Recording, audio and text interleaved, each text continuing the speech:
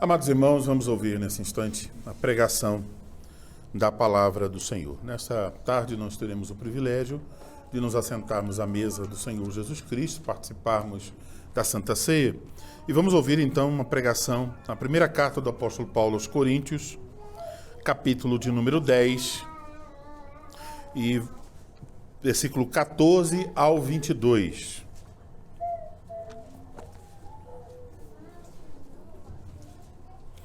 1 Coríntios, capítulo 10, versículo 14 ao 22.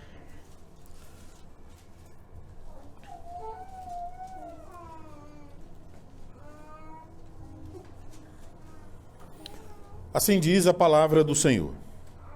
Portanto, meus amados, fugi da idolatria. Falo como a criteriosos. Julgai vós mesmos o que digo. Porventura, o cálice da bênção que abençoamos não é a comunhão do sangue de Cristo? O pão que partimos não é a comunhão do corpo de Cristo? Porque nós, embora muitos, somos unicamente um pão, um só corpo, porque todos participamos do único pão. Considerai o Israel segundo a carne.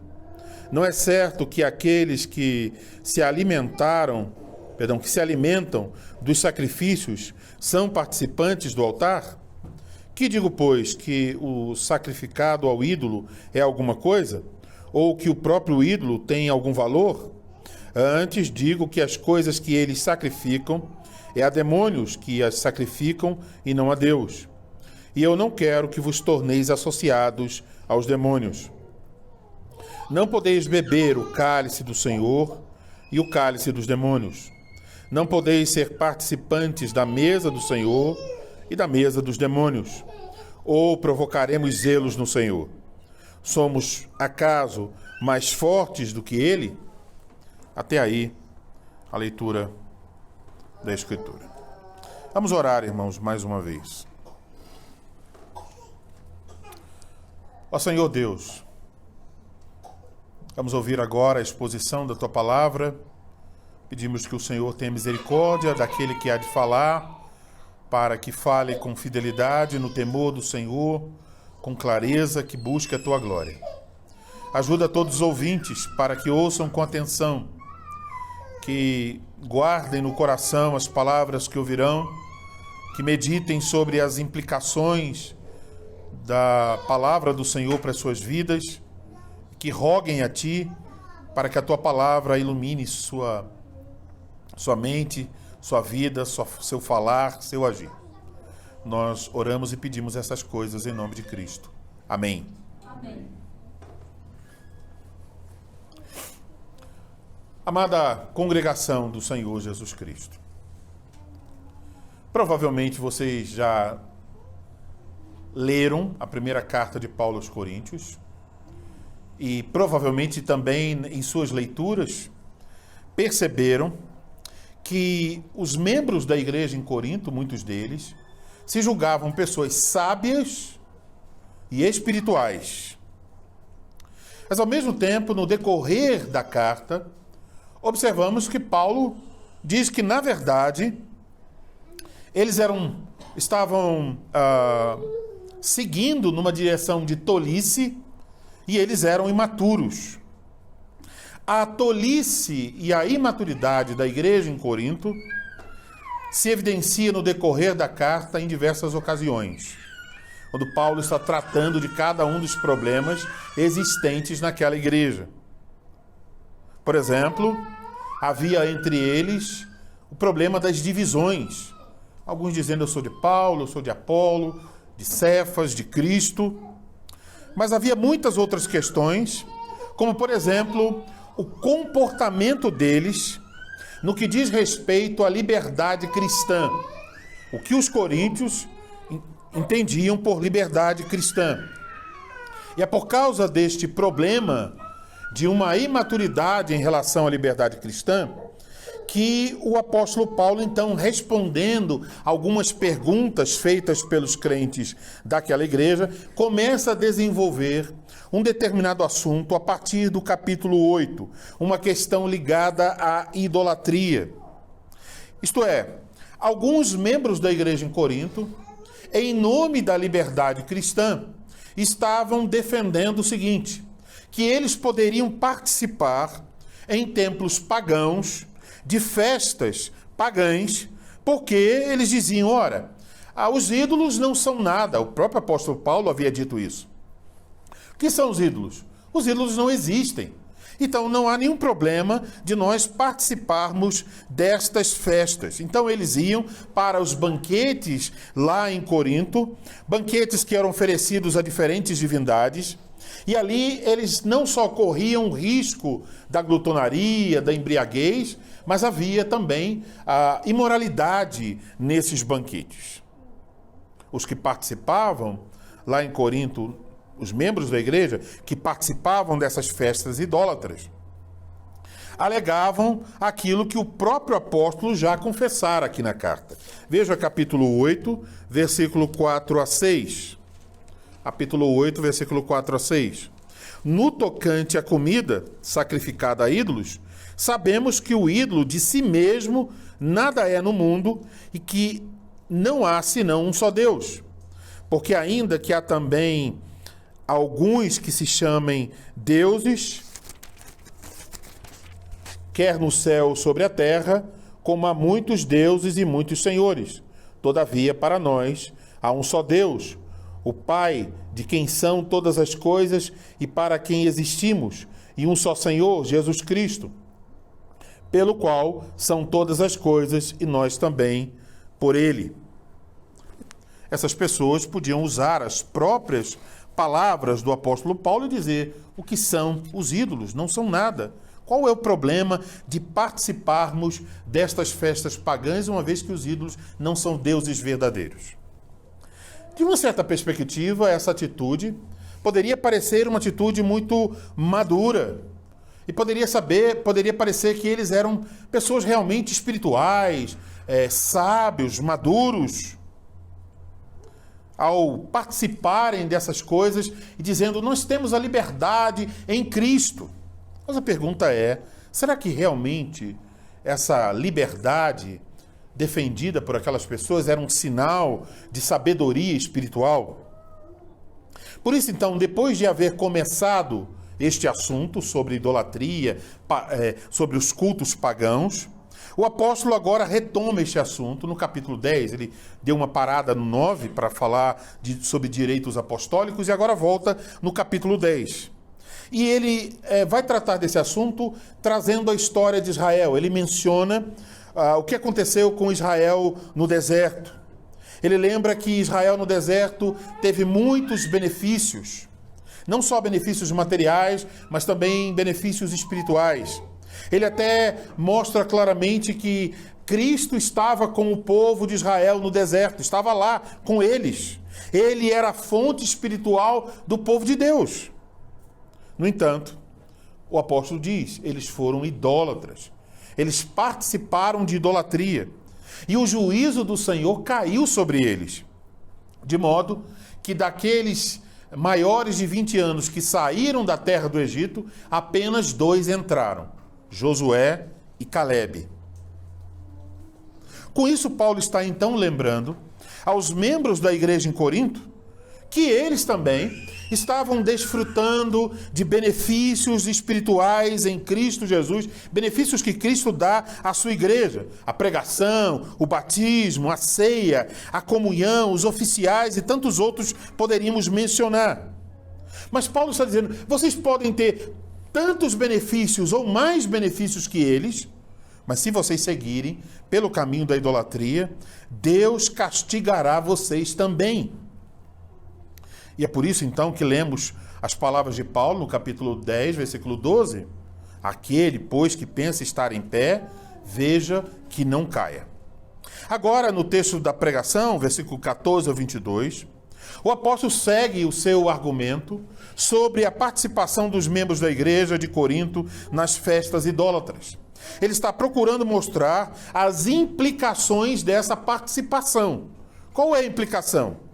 Assim, então, apesar desse texto não ser um texto especificamente sobre a ceia do Senhor, ainda assim, o apóstolo, ao falar sobre esse problema da idolatria, traz como um meio de apresentar o assunto a comunhão que nós desfrutamos com Cristo na sua mesa. E é por isso, então, que nós veremos nessa tarde este ensino da palavra de Deus sobre a nossa participação na mesa do Senhor. Isso é o tema da pregação, a nossa participação na mesa do Senhor.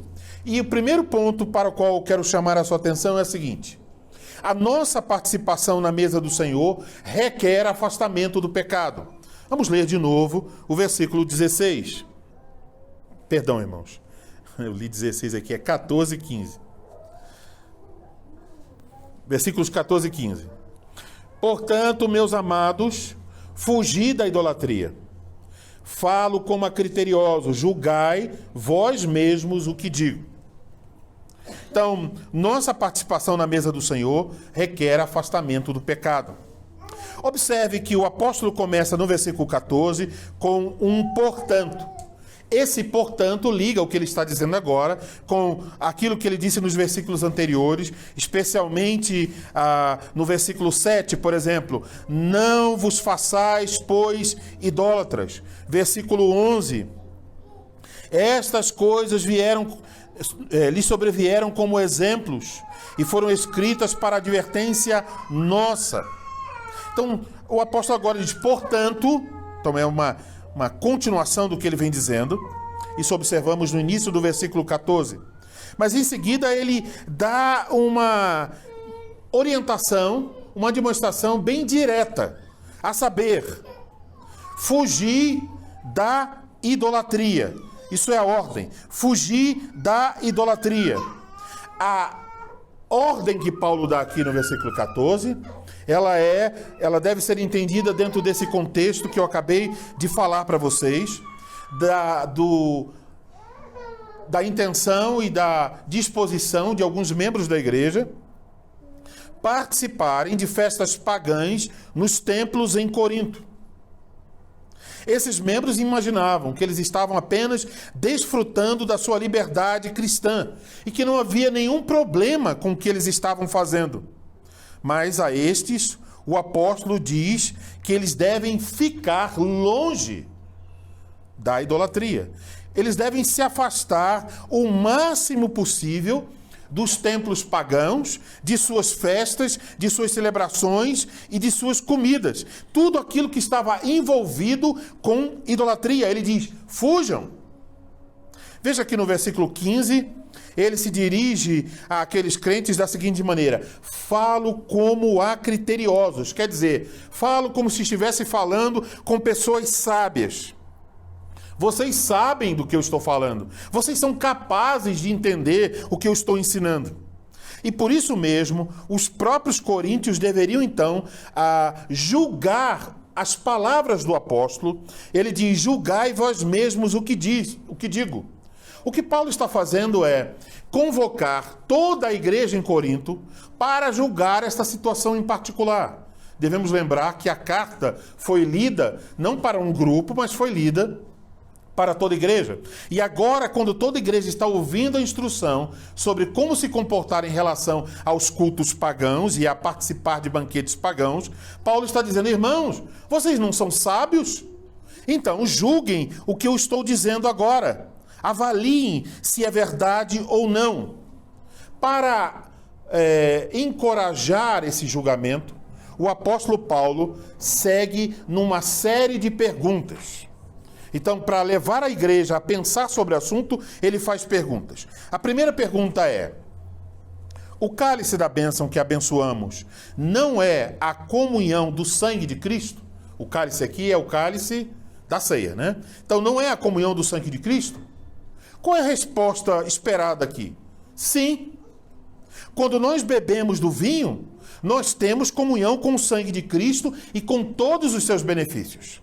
A segunda pergunta: o pão que partimos não é a comunhão do corpo de Cristo? E mais uma vez, a resposta deveria ser sim. Ao comer o pão na mesa do Senhor, nós participamos de todos os benefícios da morte de Cristo. A seguir, o apóstolo então se volta novamente para um exemplo. No versículo 18, um exemplo do povo de Israel. Não é certo que aqueles que se alimentam dos sacrifícios são participantes do altar? E a resposta, mais uma vez, é sim. Porque tanto os sacerdotes, como a própria pessoa que ia oferecer o sacrifício, em diversos tipos de sacrifício, a pessoa que ofertava o sacrifício também comia do sacrifício ofertado.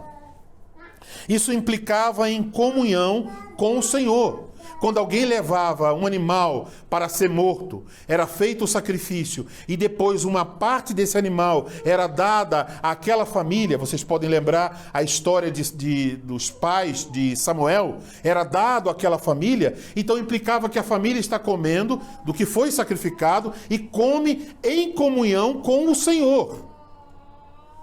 O comer no culto é comunhão com aquele que é cultuado. Esse é o argumento de Paulo.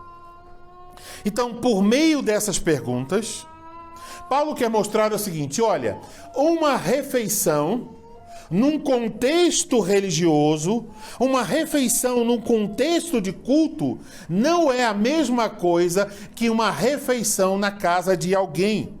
Não é uma coisa indiferente, mas implica em comunhão com aquele a quem a pessoa diz estar adorando. Mas podemos aqui colocar e dizer, Paulo não havia dito que tanto o que é sacrificado ao ídolo como o próprio ídolo nada são? Lemos isso no capítulo 8. Então qual é o problema? Por que ele está lidando com essa questão? Paulo explica isso quando lemos os versículos 20 a 22, no final do nosso texto. Ele diz que por trás do culto aos ídolos e dos seus banquetes há uma atividade demoníaca. Portanto, tudo que está envolvido no culto idólatra está envolvido no culto aos demônios. Paulo argumenta que participar dos banquetes idólatras era participar da mesa dos demônios. Portanto, diz o apóstolo, uma vez que o Senhor Deus tem ciúmes de nós, ele tem zelo, essa participação em outra mesa, que é a mesa dos demônios, a mesa dos banquetes, provocará a ira do Senhor. E ele diz, nós não somos mais fortes do que o Senhor para resistir ao Senhor. Se você vai seguir por esse caminho, diz ele, saiba que o Senhor, com zelo, disciplinará você. E você não vai suportar. Então, o que Paulo quer mostrar não é consistente participar de duas mesas, a mesa dos ídolos e a mesa do Senhor, o banquete idólatra e a santa ceia. Essas duas coisas são auto-excludentes. Quando você escolhe uma, você negligencia a outra. Então, o que eles deveriam fazer? Como eles deveriam se comportar diante de tantos banquetes idólatras numa cidade cheia de idolatria? A resposta é muito simples. Fugir da idolatria. Não se envolva com isso sob hipótese alguma. Amados irmãos, isso deve nos levar a seguinte consideração. A nossa participação na mesa do Senhor implica que nós estamos em comunhão com Ele, com Cristo.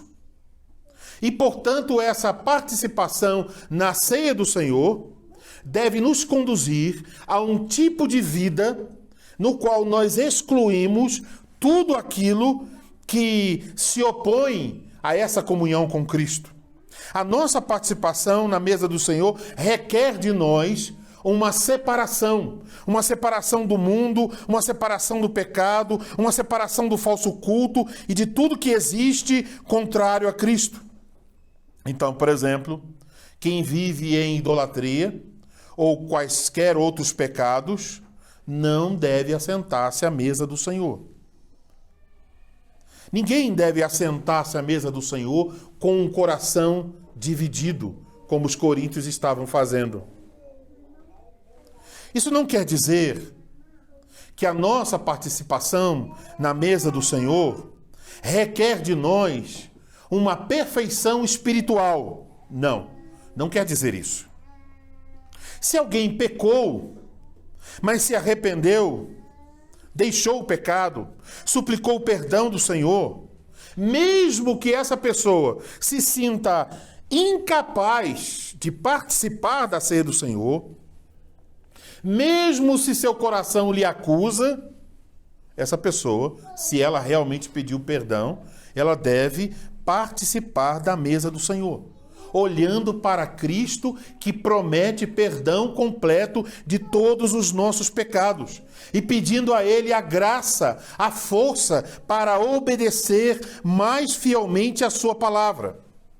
Então entendam bem, a ceia do Senhor não é um momento para a nossa autoafirmação, como se nós chegássemos aqui hoje e disséssemos: olha, eu sou um bom crente, eu nunca erro, eu nunca peco, eu não falho em nada, minha vida cristã está 100%.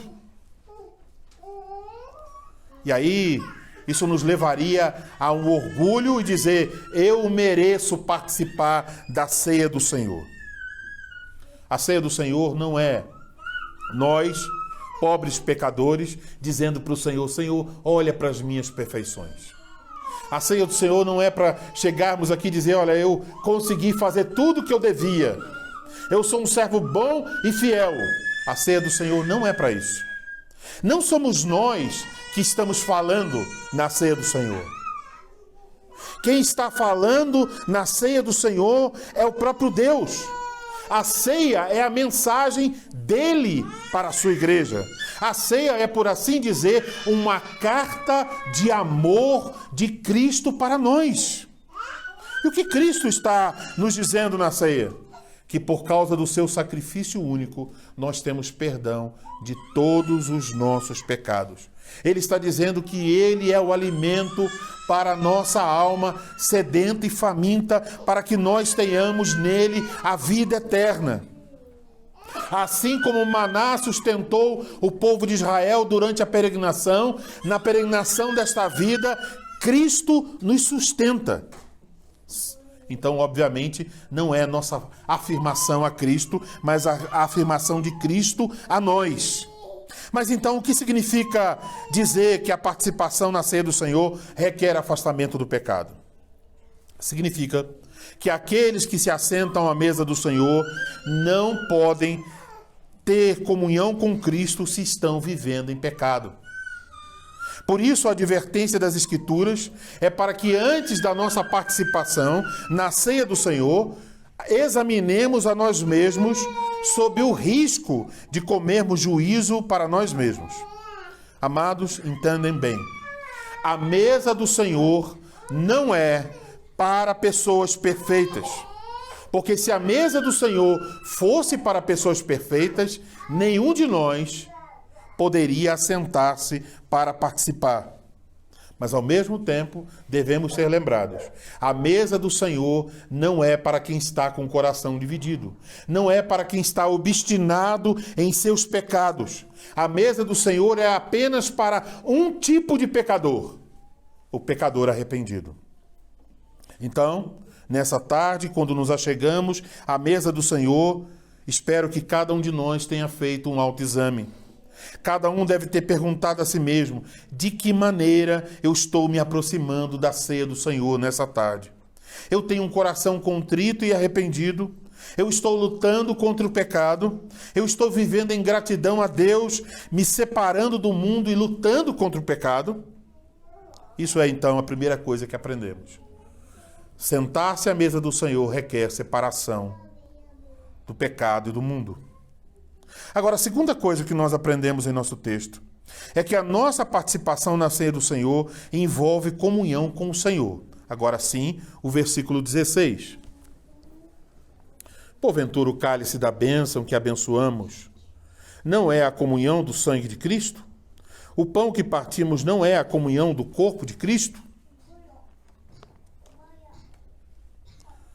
Paulo está então lembrando aos leitores que na celebração da ceia, o Senhor é o nosso anfitrião. Somos recebidos em uma mesa, não essa aqui feita de madeira ou MDF, mas somos recebidos em uma mesa espiritual e o Senhor Jesus Cristo é o nosso anfitrião. Nós somos hóspedes a essa mesa.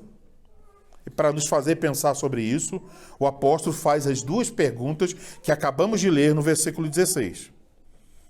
Ele quer lembrar aos coríntios que quando eles bebem do cálice e comem do pão durante a ceia do Senhor, eles, na verdade, tinham comunhão com o próprio Cristo.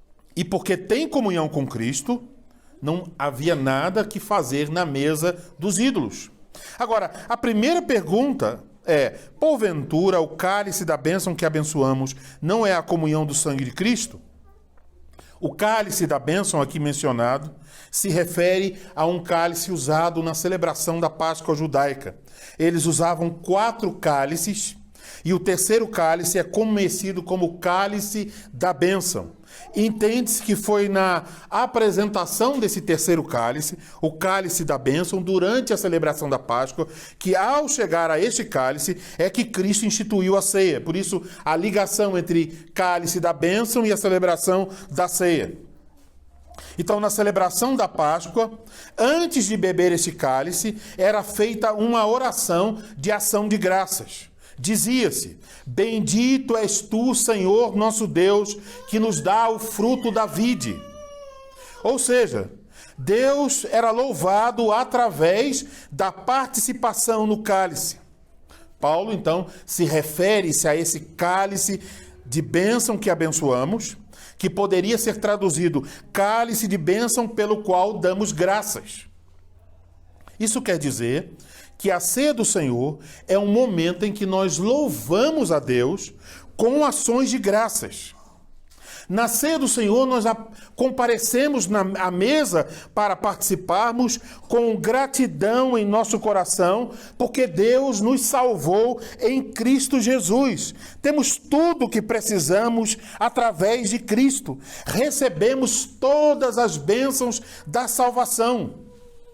O próprio Jesus deu graças na multiplicação dos pães e na celebração da ceia, dando-nos assim o exemplo de agradecer ao Pai as suas dádivas. Então olhamos para o Evangelho e vemos Deus como doador de bênçãos, nós nos vemos como beneficiários e por isso, na ceia do Senhor, nós rendemos graças e louvor a Ele. Você não precisa fazer isso em voz alta durante a ceia, mas você será muito sábio se fizer, pelo menos em seu coração. À medida em que a celebração da ceia ocorre, à medida em que o pão vem até você, à medida em que o cálice vai até você, você está louvando ao Senhor e dizendo: Senhor, bendito seja o teu nome por tão grande salvação que eu tenho em Cristo Jesus. Agora, a sua pergunta diz algo muito importante. A pergunta de Paulo: não é a comunhão do sangue de Cristo? Essa pergunta também requer uma resposta positiva. Mas o que ele quer dizer? A palavra comunhão aqui tem a ideia de participação em. E assim também que temos que interpretar a segunda pergunta: o pão que partimos não é porventura a comunhão do corpo de Cristo? Nesse versículo, a participação no cálice e a participação no pão significam participação no sangue e no corpo de Cristo. Podemos colocar da seguinte maneira: participar da ceia do Senhor é entrar em contato espiritual com o sacrifício de Cristo. É uma coisa em comum, uma participação nesses benefícios. Então, devemos entender a ceia como um encontro muito especial do Senhor com o seu povo. Durante a ceia do Senhor, os crentes são hóspedes à mesa do Senhor, comem o pão, bebem do cálice, e assim eles têm uma experiência de comunhão com Cristo Jesus. Irmãos, tão certo quanto nós comemos do pão e bebemos do cálice, quando fazemos isso pela fé, nós também participamos dos benefícios da obra de Cristo a nosso favor. Não é só um simbolismo. Nós não apenas lembramos do que Cristo fez por nós. A ceia é um meio de graça.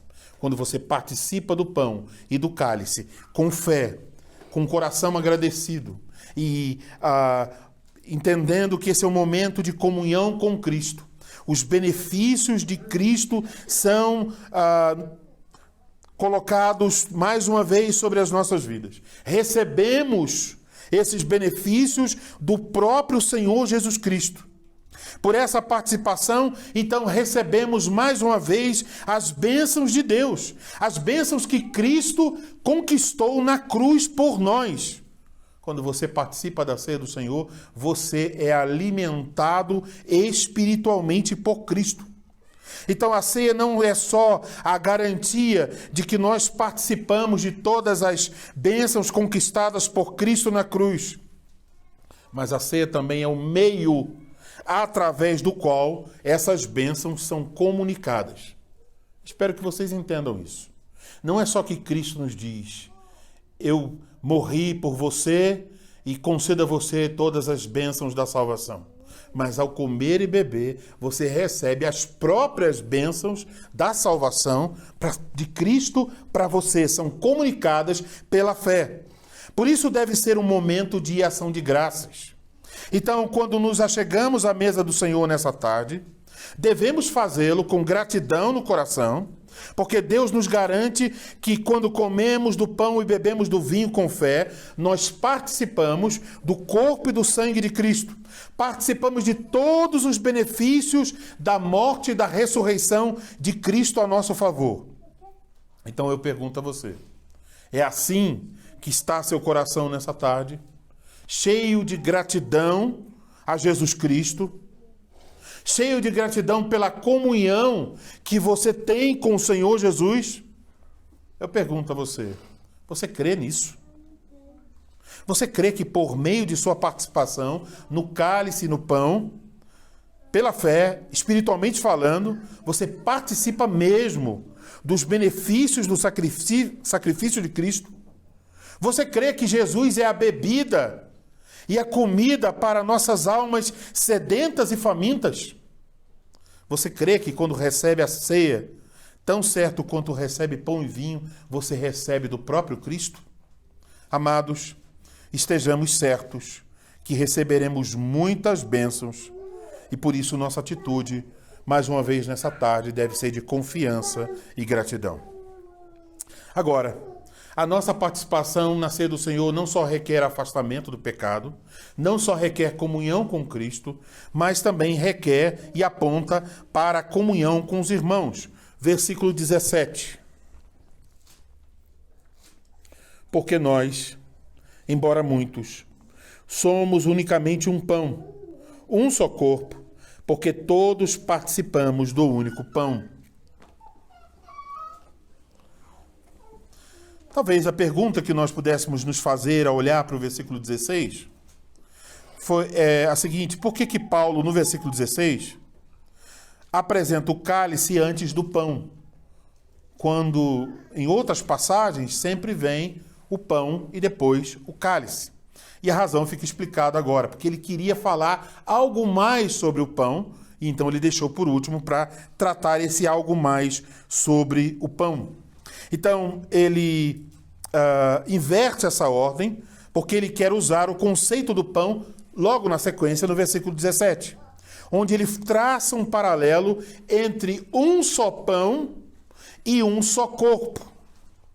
Então, nesse versículo, ele se volta para o assunto da comunhão entre os membros da igreja. Ele diz: porque nós, sendo muitos, somos um só pão e um só corpo, porque todos participamos do mesmo pão. Se os crentes são descritos como pão, como então podem participar do pão? Podemos traduzir assim: porque há um pão, nós, embora muitos, somos um só corpo.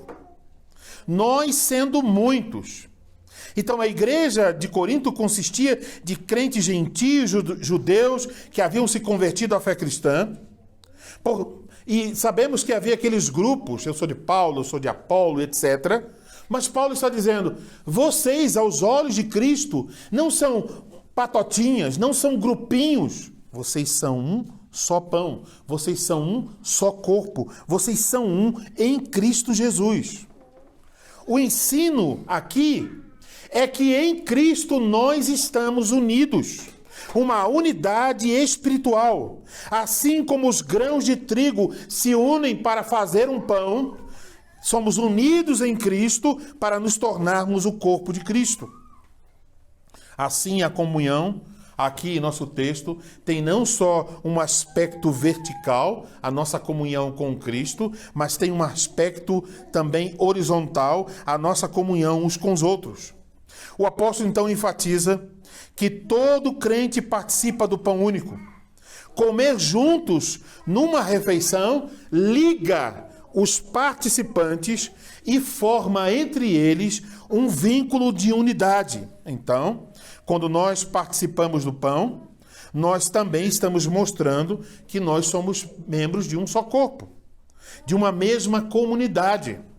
Estamos reconhecendo que existe algo que nos une, que temos uma unidade espiritual em Cristo, que participamos de algo juntos.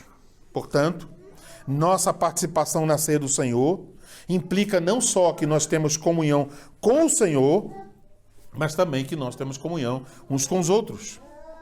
Se alguém participa deste pão e não tem comunhão com os seus irmãos, se não ama cada um dos seus irmãos, o que acontece é que essa participação se torna uma contradição. Se você participa da ceia sem ter comunhão com os seus irmãos, isso se torna uma contradição. Se torna um tipo de participação hipócrita, sem discernimento, que trará juízo. Então devemos nos perguntar: como está a nossa comunhão com os nossos irmãos? Eu tenho demonstrado disponibilidade para servir? Eu penso, eu me preocupo, eu oro, eu procuro servir aos demais membros deste corpo. Entendam bem, irmãos, quando nesta tarde o pão for oferecido a vocês que são membros comungantes, ao receberem, há não só a ideia de que vocês têm comunhão com Cristo, mas comunhão com os outros. Como alguém pode dizer, eu tenho comunhão, e no restante dos dias não se lembra de seus irmãos? Você tem sido fiel nessa comunhão? Você tem ofertado para que haja com que acudir os necessitados? Há alegria quando você está com seus irmãos após o culto, em outros momentos, você se sente alegre? Há uma preocupação sincera, seguida de oração? Há encorajamento mútuo? Há serviço mútuo? Amados irmãos, que nessa tarde estejamos com corações contritos, lembrando que nossa participação na ceia do Senhor requer essas três coisas: afastamento do pecado, comunhão com Cristo e comunhão uns com os outros. Essas três coisas são testemunhadas no pão e no cálice do Senhor. Que o Senhor, nosso Deus, nos ajude, para que nós, com confiança e gratidão, venhamos nos assentar à sua mesa nessa tarde. E que Ele nos ajude para que, fortalecidos por Ele, nós sempre tenhamos comunhão uns com os outros, unidos a Cristo, unidos uns aos outros em Cristo, para servir a Cristo. Amém.